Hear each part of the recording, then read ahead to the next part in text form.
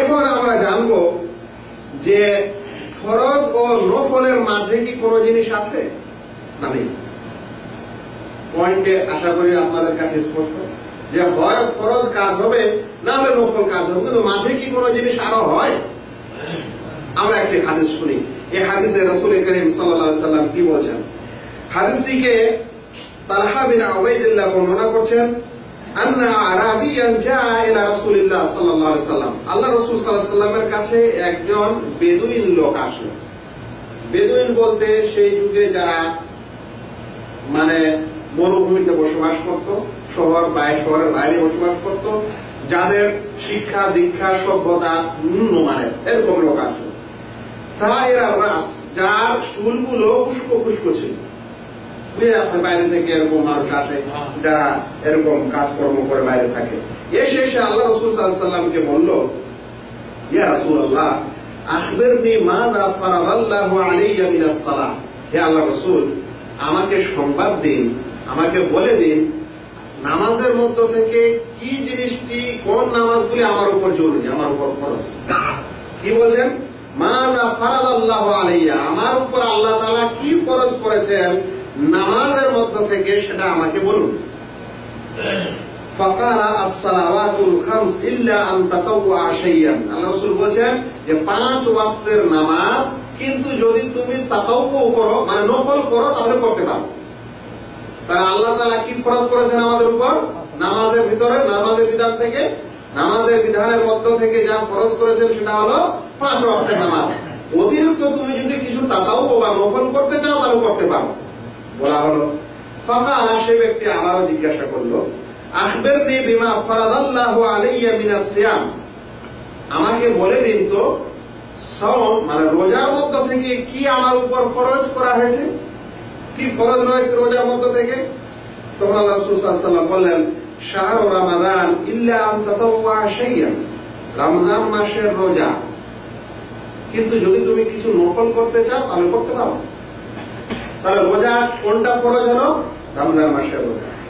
সে ব্যক্তি আরো বলল, আখবিরনি বিমা ফারাদাল্লাহু আলাইয়া মিনাজ যাকাত, আল্লাহ রাসূল আমাকে এটাও সংবাদ দিন যে যাকাতের মধ্য থেকে কোন জিনিসটি আমার উপর ফরজ। তখন আল্লাহ রাসূল সাল্লাল্লাহু আলাইহি ওয়াসাল্লাম বললেন যে এইভাবে আল্লাহ রাসূল সাল্লাল্লাহু আলাইহি ওয়াসাল্লাম তখন ফাখবারাহু রাসূলুল্লাহ সাল্লাল্লাহু আলাইহি ওয়াসাল্লাম বিশরাইল ইসলাম, ইসলামের মৌলিক বিধানগুলি সম্পর্কে আল্লাহ রাসূল তাকে সংবাদ দিলেন।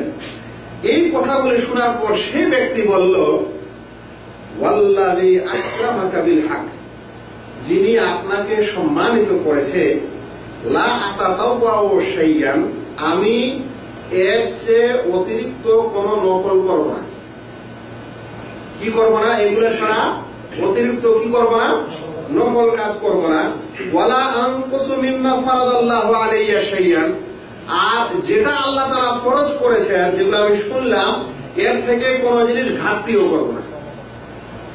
বলছে এগুলোর কোন জিনিস ঘাটতি করব না, কমতি করব না, আর এর চেয়ে অতিরিক্ত কিছু করব না। তারপরে বললেন, ফাকালা রাসূলুল্লাহ সাল্লাল্লাহু আলাইহি ওয়াসাল্লাম, রাসূল সাল্লাল্লাহু আলাইহি ওয়াসাল্লাম তখন তাকে বললেন, আফলাহা ইন সাদাক, এই লোকটি কামিয়াব হয়ে গেল যদি সে সত্যবাদী হয়। এই লোকটি কি হয়ে গেল? সফল কাম হলো যদি সে কি হয়? সত্যবাদী হয়। কিংবা এই কথা বললেন, দাখালাল জান্নাহ ইন সাদাক, সে জান্নাতে চলে গেল যদি সে কি হয়? সত্যবাদী হয়। তাহলে এই হাদিসটিকে ইমাম বুখারী বর্ণনা করেছেন 46 নম্বর হাদিস এবং ইমাম মুসলিম 11 নম্বর হাদিস। কি বোঝা যাচ্ছে এখানে? যে আল্লাহ রাসূল সাল্লাল্লাহু আলাইহি সাল্লাম যে কাজগুলি ফরজ হিসাবে সেই ব্যক্তিকে বললেন, সে যদি সেই কাজগুলি করে, কোনো ঘাটতি না করে, কোনো কমতি না করে, তাহলে সে কোথায় যাবে? জান্নাতে যাবে। অর্থাৎ নফলটা তার উপর কি নয়? জরুরি নয়। কিন্তু যদি ফরজে ঘাটতি হয়ে যায় তখন নফলের কি পড়তে পারে? দরকার পড়তে পারে। এখানে আরেকটি জিনিস বোঝা যাচ্ছে যে আল্লাহ রাসূল সাল্লাল্লাহু আলাইহি সাল্লাম ফরজ আর নফলের মাঝে কোন তৃতীয় প্রকারের বর্ণনা দিলেন না। বলছে এগুলো ফরজ, আর যদি চাও তাহলে তুমি কি করো? নফল করো। তিনি সাল্লাল্লাহু আলাইহি সাল্লাম আরো এখানে যেটা জিনিস বোঝা যাচ্ছে হাদিস থেকে, যে প্রত্যেক ফরজ কাজের আবার কি আছে? নফল কাজ রয়েছে। যেমন নামাজের ফরজ আছে আর নফল আছে, তেমন রোজারও ফরজ আছে আর কি আছে? নফল আছে, তেমন যাকাতেরও ফরজ আছে এবং নফল আছে, তেমন হজেরও ফরজ আছে আবার নফল হজ আছে, উমরারও ফরজ আছে আবার উমরারও নফল আছে অনেকের মধ্যে। তাহলে আমরা এখানে এই হাদিস থেকে যেটা বুঝলাম যে আল্লাহ রাসূল সাল্লাল্লাহু আলাইহি সাল্লাম হয় ফরজ ইবাদতের কথা বলেছেন আর না হলে ফরজ ব্যতীত নফলের কথা বলেছেন। তাই ফরজ যেটা আবশ্যিক আর নফল যেটা আমাদের উপর আবশ্যিক নয়, করলে সওয়াব আছে, না করলে কোনো গুনাহ নেই।